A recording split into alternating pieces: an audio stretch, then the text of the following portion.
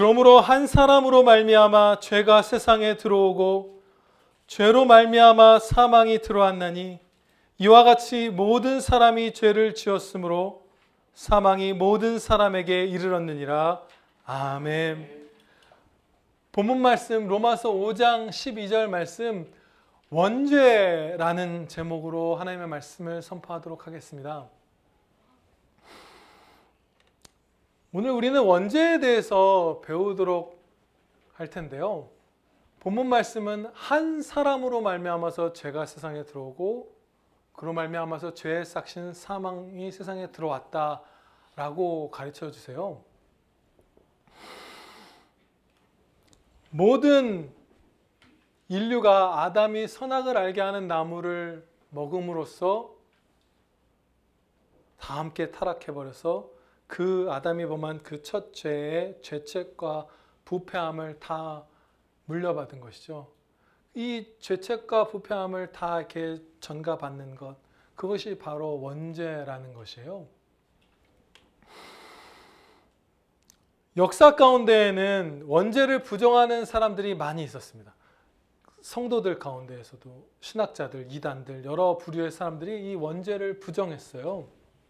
인간은 부패하여서 태어나는 게 아니라 원죄 가운데 중립적으로 태어난다고 말하기도 하고 혹은 선하게 태어난다고 말하는 경우도 있죠. 또 아담으로부터 쭉 내려오는 그 죄책을 우리는 갖고 태어나지 않는다라고 말하는 사람도 있고, 인류 보편의 죄악성이 보이잖아요. 우리는 누가 봐도 모든 사람이 다 죄인이란 걸 조금만 정직하다면 인정할 수밖에 없잖아요. 우리 자신만 보아도 알고 옆에 사람을 보아도 알잖아요. 그런데 그런 죄의 보편성이 원죄 때문이 아니라 선하게 태어난 사람이 다른 사람들의 죄를 보면서 모방한 결과이다 라고 말하거나 이런 식으로 다양한 주장들로 원죄를 부인해 왔어요. 그런데 그 모든 주장들은 성경과 반대됩니다. 성경은 너무나 많은 곳에서 사람이 아담의 범죄로 인해서 다 부패해버린 것, 그 죄책을 다 갖고 있는 이 원죄에 대해서 많은 곳에서 말씀하세요. 오늘의 본 말씀뿐만 아니라. 그리고 우리의 경험과도 당연히 다르고요. 정말 사람이 얼마나 악한지 애기 키워보시면 날 때부터 진짜 악하다. 착하게 태어났는데 뭐 봐서 배우고 이런 게 아니라 보면 막 날 때부터 거짓말하고 말하자마자 그런 거 성경에서 말씀하잖아요. 그거 우리 봅니다. 잘 놀고 있는 애들 2명, 3명, 4명이 있을 때 걔네를 싸우게 하는 방법은 맛있는 아이스크림이나 음료수나 젤리나 이런 거 하나를 사주는 거예요. 2개나 인원수보다 적게. 그러면 대장 같은 아이가 있어서 야 우리 4명이니까 반반 쪼개서 딱딱딱딱 먹자 이렇게 하지 않는 경우가 아니면 싸움 분명히 납니다. 속상해하고 내가 더 먹었네, 제가 더 먹었네. 없던 게 주어졌는데, 없던 맛있는 게 주어졌는데 그때 싸움이 확 불거지는 것이 인간의 타락한 본성이에요. 원죄가 있는 것입니다. 그래서 우리의 경험과도 다르고 성경과도 다르고 또 원죄가 없다는 주장들은 오늘 그걸 구체적으로 살펴보지는 않겠지만 항상 여러 가지 논리적인 오류들에 부딪힙니다. 아담의 이 첫 범죄만이 아니라 예를 들어서 다른 막 범죄들이 축적되어서 우리에게 모방되고 본받게 되고 유전적으로 전해지고 막 이런 것들을 주장하는 사람도 있거든요. 그랬다면 왜 아담 그리고 후손으로 전해올수록 그 죄가 막 훨씬 더 깊어지지 않았는지 중첩되지 않았는지 뭐 이런 부분들 다 무슨 논리적인 오류들이 발생하는 것이에요. 시편 58편 3절에서 원죄와 관련해서 이렇게 말씀합니다. 원죄에 대해서 아예 가르쳐 주신 것이죠. 악인은 모태에서부터 멀어졌으며 나면서부터 곁길로 나아가 거짓을 말하는도다. 사람이 모태에서부터 하나님으로부터 멀어졌고 나면서부터 죄악으로 치닫고 있다는 말씀이에요. 이것이 아담의 타락 이후의 인류의 본성이라는 것이에요. 선하게 태어난 존재가 커가면서 죄악을 배우는 게 아니죠. 막 무지하고 순결한 상태의 어린아이가 나쁜 부모 만나서 나쁜 친구 사귀어서 나빠지는 게 아니라는 것이에요. 원래 악하다는 것이에요. 악이 더 가중될 수는 있지만 더 막 깊어질 수는 있지만 다른 사람의 본을 통해서 그런데 이 시편 58편 3절의 말씀은 그 전체 문맥이나 이런 걸 볼 때 혹은 좀 왜곡해서 진짜 특별히 악한 사람들에게만 해당되는 말씀 아닙니까? 이런 식으로 생각할 수 있어요. 진짜 멸망의 자식, 막 정말 못된 사람들, 이단의 괴수 같은 사람들은 이렇게 태어난 것 아닙니까? 그런데 시편 51편에서 또다시 원죄에 대해서 이렇게 말씀합니다. 내 죄가 항상 내 앞에 있나이다. 내가 죄악 중에서 출생하였으며 어머니가 죄 중에서 나를 잉태하였나이다. 이 말씀은 경건한 아버지와 경건한 어머니 두 성도가 결혼해서 혼인관계 안에서 경건하게 태어난 아이, 그리고 성경의 기록자이고 선지자이고 이스라엘의 왕이고 하나님께서 너무나 사랑하셨던 다윗에 대한 진술이에요. 그 다윗조차도 악이 항상 자신 앞에 있었고 날때의 죄악 가운데서 태어났고 아예 죄악 가운데서 잉태되었다는 것이에요. 원죄가 있다는 것이에요. 성악설인 거죠. 완전히 전적으로 악하게 태어났다는 것이 인간은 부패하지 않은 부분이 없는 상태로. 이처럼 한 사람, 즉 아담의 죄로 말미암아서 여기 우리 본문 말씀에 한 사람으로 말미암아 죄가 세상에 들어오고 이 아담의 죄로 말미암아서 온 인류가 원죄를 갖고 그렇게 부패한 가운데 태어나 살아가고 있는 것입니다. 원죄란 이처럼 명백한 진리임에도 불구하고 성경에 벌써 세 군데에서 오늘 살펴봤죠. 근데 훨씬 더 많죠. 이 로마서 5장에서도 뒤에 계속 말씀을 해요. 근데 왜 원죄를 도대체 부인하는 사람들이 많은 것일까요? 그 이유는 다양하겠지만 한 가지 일관된 경향이 있어요. 그것은 죄인인 우리를 높이는 것이에요. 그럴싸한 존재로 만드는 것이에요. 아니야. 우리 그렇게 죄악되게 태어나지 않아. 제법 선해, 우리 날 때. 은혜가 100% 있어야만 우리가 구원받는 게 아니라 우리 제법 가능성 있는 존재라서 우리 스스로 하나님 찾고 우리 스스로 거룩한 삶 선택하고 중생 없어도 뭐 어떻게 해도 이런 식으로 사람을, 죄인을 높이는 그 교만함이라는 것에 있어서는 항상 동일합니다. 원죄를 부인하는 모든 논리들이. 같은 목적을 거의 갖고 있는 것 같아요. 아담이 처음 범죄를 했을 때 아담만이 아니라 온 인류가 다 타락하게 된 이유는 무엇일까요? 그것은 우리가 2주 전에 배웠던 행위 언약 때문이에요. 아담이 인류의 시조이고 동시에 하나님과 맺은 행위 언약의 대표였던 것이에요. 아담과만 하나님께서 언약을 맺어주신 게 아니라 아담과 아담의 모든 후손들과 아담을 대표로 하는 언약을 하나님께서 맺어주신 것이죠. 그런데 그 언약을 아담이 깨버렸기 때문에 아담을 대표자로 하고 있는 그 언약에 속한 우리 모든 인류 후손들은 다 그 순간에 타락해버린 것이에요. 그래서 우리가 호세아서 6장 7절에서도 우리가 2주 전에 봤다시피 그들은 아담처럼 언약을 어기고 거기에서 나를 반역하였느니라. 이처럼 아담이 하나님과 언약 관계였다는 것을 알 수 있고 그것으로 말미암아 우리가 다 같이 타락해버렸다는 것을 알 수 있죠. 천사들의 경우 사람처럼 한 시조에서 나오지도 않고 언약 관계로 묶여있지도 않았기 때문에 몇몇 천사들이 범죄하여 마귀가 되었을 때 다른 천사들은 아무런 영향도 없었습니다. 그들은 거룩한 채로 머물러 있을 수 있었어요. 그런데 사람은 천사와 다른 양상으로서 행위 언약이라는 걸 맺으셔서 행위 언약의 대표자인 아담이 범죄했을 때 다 타락해버린 것이에요. 그리고 이것이 행위 언약으로 말미암는 타락이고 행위 언약으로 말미암는 원죄를 우리가 갖고 있다는 것이 뒤에 이 로마서 5장 18절 말씀에서도 드러납니다. 그런즉 한 범죄로 많은 사람이 정죄에 이르렀다 이렇게 말씀하잖아요.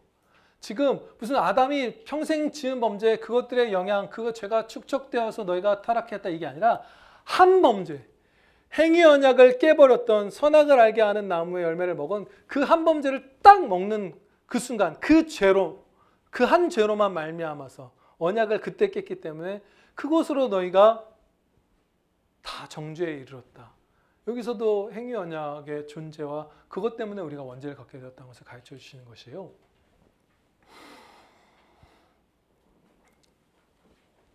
원죄는 아담이 범한 그 선악을 알게 한 나무를 먹은 그 죄의 죄책과 그로 말미암은 부패함, 이 두 가지를 다 포함한다고 했죠. 원죄에는 죄책과 부패함이 포함되어 있는 것이에요. 그런데 이 부패함은 우리가 범하는 자범죄의 뿌리가 됩니다. 원죄가 우리 각 사람이 개별적으로 범하는 죄의 뿌리인 것이에요. 원죄의 한 기둥인 이 부패함이 우리가 범하는 각 사람의 죄악의 뿌리가 되는 것이죠. 이 부패함에 대해서 좀 더 말씀을 배우도록 하겠습니다. 우리의 경건하고 성경을 바르게 깨달은 선배들은 이 원죄를 가진 인류의 상태를 전적 부패라고 표현을 합니다. 근데 여기서 전적 부패라는 것은 사람의 영혼이 더 이상 부패할 수 없을 만큼 전적으로 가장 밑바닥까지 부패하였다는 뜻이 아니라 영혼의 모든 부분 중에 부패하지 않은 구석이 하나도 남지 않았다는 뜻이에요. 사람마다 부패한 정도는 다 달라요. 그리고 한 사람 안에서도 영혼의 어떤 기능들, 어떤 부분들마다 부패함의 정도는 다 다릅니다. 실제로 더 악한 사람과 덜 악한 사람이 있는 것이에요. 그렇지만 부패하지 않은 사람은 한 명도 없고 부패하지 않은 부분이 남아있는 사람은 하나도 없다는 것이에요. 영혼 전체가 다 부패해져 버린 것이에요. 그것이 바로 전적 부패라는 것입니다. 이 전적 부패에 있는 이 인류는 사회적 선은 행할 수 있어요. 세상에서 칭찬할 만한 일, 심지어 성도도 그 사람에게 감사를 드려야 할 만한 일, 칭찬받아 마땅한 일들을 행할 수 있습니다. 자주는 아니지만 우리가 사회에서 그런 것들이 행해질 수 있다는 걸 성경에서 배우고 실제로 목격을 하죠. 좋은 이웃들 있잖아요. 사회적 기준에서 봤을 때 감사한 이웃들이 있고 불신자임에도. 그런데 이 전적 부패에 있는 상태의 인류는 하나님의 율법의 마음으로부터 기뻐하며 순종하는 것, 이것에 있어서는 전적으로 무력해요. 하나님을 사랑하는 것에 있어서도 무력하고 하나님을 섬기는 것, 하나님께 영광 돌리는 것, 이 모든 부분에 있어서는 다 완전히 무력합니다. 하나도 그 일을 해낼 수가 없어요. 그러니까 사람과의 관계에서는 어느 정도 남아있는 이 양심과 영혼의 기능들이 사회적으로 선하다 할 만한 일들을 할 수 있지만 하나님과 관계는 완전히 절단된 거예요. 아담이 하나님을 미워하고 하나님을 떠나는 것을 선택한 거잖아요. 선악을 알게 하는 나무를 먹음으로써. 그래서 그 결과로 생명의 근원이시고 우리의 모든 것 되신 하나님과의 관계에 있어서는 가장 철저하게 완전히 그냥 단절되어 버린 것이에요. 그것이 바로 전적 부패에 있는 그 인류의 무력함입니다. 영적 선에 대한 무력함. 원죄의 죄악됨은 그 이루 말할 수가 없습니다. 그 참상은, 그 추악함, 악독함은. 좀 전에 영적 선 말고 사회적 선은 행할 수 있다고 말씀드렸지만 사실은 그조차도 정말 극소수죠. 영적 선은 아예 없고 중생한 성도가 되기 전까지는 사회적 선도 사실은 정말 드물죠. 극소수죠. 원죄의 부패한 가운데에서 살아가는 인류의 모습을 이렇게 전도서 9장 3절에서 가르쳐 주십니다. 모든 사람의 결국은 일반이라 이것은 해 아래에서 행하지는 모든 일 중에 악한 것이니 곧 인생의 마음에는 악이 가득하여 그들의 평생에 미친 마음을 품고 있다가 후에는 죽은 자들에게로 돌아가는 것이라. 마음에 악이 가득하여서 평생에 미친 마음을 품고 사는 것, 이것이 원죄를 가진 인류의 보편이다, 일반이다라고 지금 하나님께서 말씀하신 것이에요. 진짜 사악하죠. 진짜 미친 마음으로 살죠. 정말 거짓되고 악을 선하다 하고 선을 악하다 하고. 우리 막내가 그런 얘기 했어요. 성경 공부를 하다가 아빠, 악한 자들한테는 선이 악이고 악이 선인 거네 이러는 거예요. 오. 정말 그렇죠. 미친 마음으로 이상하게 살아가요. 최근에 그런 것들을 보게 되죠.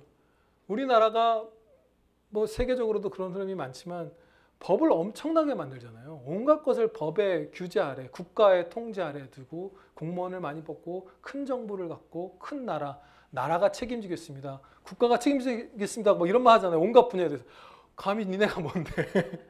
그것은 정말 말이 안 되는 것이에요. 논리적으로 일반 시민들은 몰라도 법을 만들고 하는 그 위정자들은 분명히 그게 거짓이라는 거, 악이라는 거 알 거예요. 왜냐하면 어떤 규제, 법 이런 것은 작은 단위일수록 세세하고 엄격하고 큰 단위로 갈수록 헐렁하고 가장 기본적인 무슨 사람을 때린다든지 이런 것만 규제하지 않으면 논리적으로 사회가 유지될 수 없기 때문이에요. 예를 들어서 우리 평안교회라는 것 안에서는 세상보다 훨씬 더 세세하고 엄격한 규칙이 지금 세워져 있습니다. 그렇죠? 여러분 제가 만약에 다음 주부터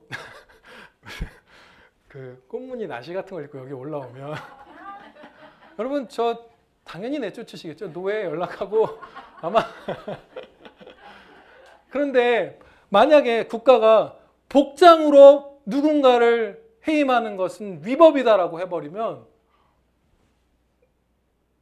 여러분들은 제가 꽃무늬 나시를 입고 여기 맨날 올라와도 평생 담임 목사로 같이 생활해야 하는 것이에요.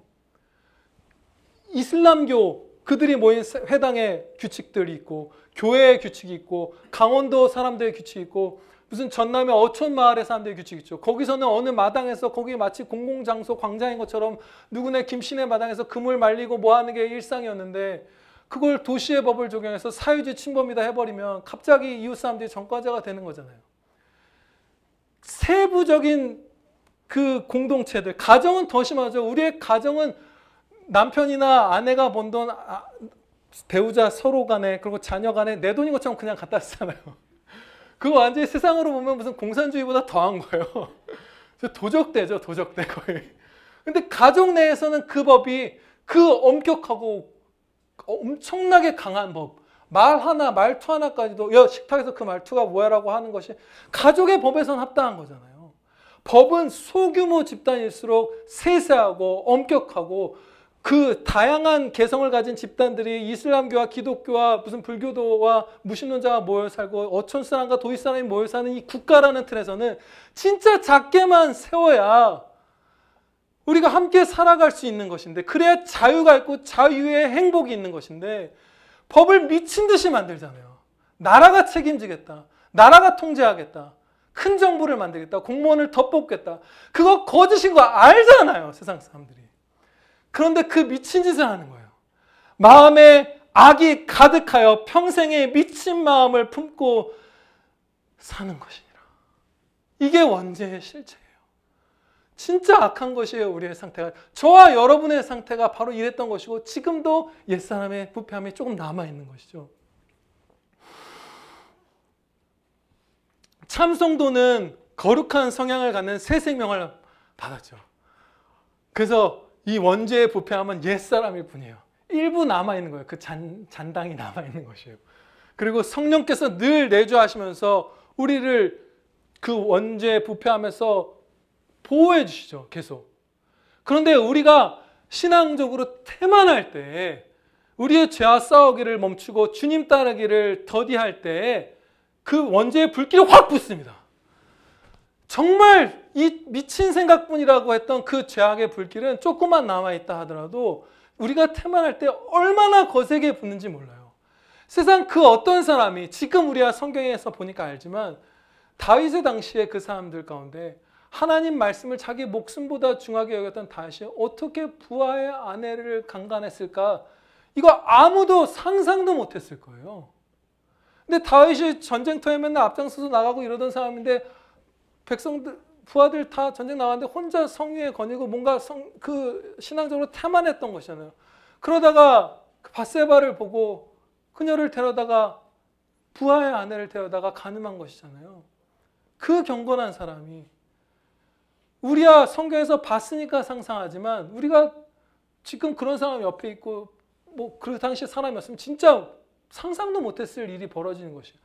그만큼 이 미친 마음은 조금만 남아 있어도 그것을 주님의 은혜로 하나님의 전신갑주로 제어하지 않을 때 확 불이 붙어서 우리가 어디까지 떨어질 수 있는지 모르는 거예요. 살인자가 될 수도 있고 저와 여러분 가운데 당연히 간음하고 당연히 도적질하고 강포하고 얼마든지 그런 삶이 우리가 될 수 있는 것이에요. 우리는 이처럼 공격 기회를 엿보고 있는 원죄를 죽여야 합니다. 맞서 싸워야 돼요. 그런데 이 싸움의 행복한 부분은 50대 50의 승패를 가르는 팽팽한 전투가 진짜 아니라는 거예요. 싸우면 이겨요. 지는 사람은 싸우기를 포기한 사람만 지는 거예요. 싸우면 무조건 이깁니다. 왜냐하면 이미 죄의 종에서 벗어나 하나님의 종, 하나님의 아들들이 되게 해주셨기 때문이에요. 로마서 이 뒤편이죠. 바로 같이 이어져 있어요. 6장 22절 말씀입니다. 그러나 이제는 너희가 죄로부터 해방되고 하나님께 종이 되어 거룩함에 이르는 열매를 맺었으니 그 마지막은 영생이라. 아멘. 영생까지 가는 100%의 성화까지 반드시 끌어주시는 하나님의 종된 자, 죄로부터는 해방된 신분, 그 실존을 너희가 가졌으니 염려할 거 없다. 싸워라. 그럼 이긴다. 이것이 성경 전체의 약속이에요. 원죄와의 싸움은 50대 50이 아니에요. 싸우기만 하면 이기는 것이에요. 그리고 우리의 원죄를 자극해서 우리를 실족하게 만드는 마귀의 공격에 있어서도 똑같은 양상을 갖습니다. 그런즉 너희는 하나님께 복종할지어다. 마귀를 대적하라. 그리하면 너희를 피하리라. 대적하기만 하면 마귀는 도망쳐요. 원죄는 맞서 싸우기만 하면 꼬리를 내리고 그 불씨가 거의 사그라들어서 마음 저편 한 구석으로 사라져버리고 은혜의 강이 그 위로 흘러가 버립니다. 예, 우리가 깨어 있기만 하면 승리하고, 그러나 우리가 정신을 차려서 그 다윗의 그 엄청난 슬픈 범죄를 생각하면서 이 미친 생각, 이 원죄와 맞서 싸우는 거 우리가 항상 힘써야 할 것입니다. 그리고 거기서 십자가로 말미암아서 우리가 구원받았음을 감사 찬양 드리시겠습니다. 기도드리시겠습니다. 거룩하신 하나님 아버지, 저희가 너무나 죄악되어서 하나님과 관계된 것, 하나님을 따르고 사랑하고 섬기고 영광 돌리는 것에 있어서만은 결코 한 점도 그것을 원하지 않고, 하나님은 세상 모든 피조물들, 이 우상도 섬기고 저 우상도 섬기고 동물도 섬기고 호랑이도 섬기지만 하나님만은 모든 피조물의 발 아래에 두고 섬기지 않았던 저희가 그 원죄의 죄책과 부패함에서 주 예수 그리스도의 십자가로 말미암아 구원받아 이렇게 예배드리는 자 되게 하여 주심을 감사드리옵나이다. 아버지, 깨어서 죄와 싸우고 내 안의 죄를 죽이고 예수님 그 거룩한 성품, 신의 성품 갖는 복된 아들, 딸들 되게 하여 주시옵소서. 은혜 내려 주시오며 예수 그리스도의 이름으로 기도하렵나이다. 아멘.